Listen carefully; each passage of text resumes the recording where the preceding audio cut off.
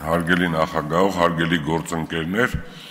ինձ մոտ այնպիսի մի կարծիք կա, ոնց որ մեր ընդդիմությունը այլ մոլորակային էր լինեն, որտեղ աշխարհում այնպիսի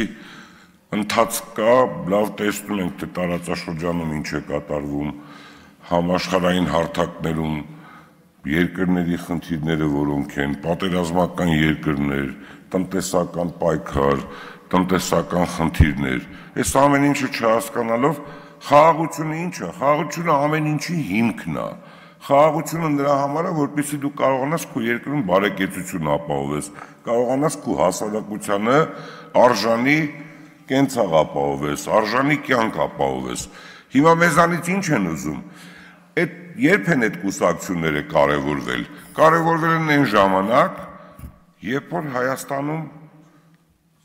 վիճակը ծանր է եղել, մինչև անգամ սնունդ չի եղել, ավելի են կարևորվել, երբ որ պատերազմ է եղել, ավելի են կարևորվել, զբաղված են եղել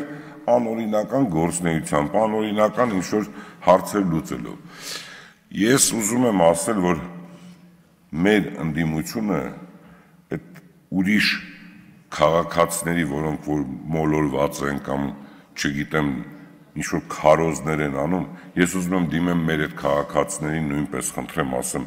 Հայաստանի Հանրապետությունը զարգանալու է, բոլոր ինստիտուտները գործելու են, Հայաստանը հզոր բանակ է ունենալու միշտ բոլոր ժամանակներում, անվտանգ երկիր է լինելու, բոլոր մեր կառույցները, ուղղակի ժամանակը չի բավականացնում, 7 տարին քիչ է եղել, եւ ես կոչ եմ անում ոչ մի քաղաքական ավանտյուրաների մի տրվեք, ոչ մեկի մի լսեք, մենք շատ ուժեղ պետություն ենք ստեղծելով գնում ենք, եթե ուզում եք եկեք մեզ միացեք,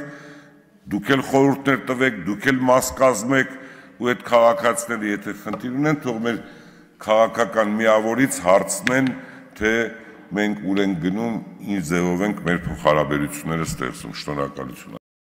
Չմոռանաք հավանել տեսանյութը եւ բաժանորդագրվել Civic AM-ի YouTube-յան էջին։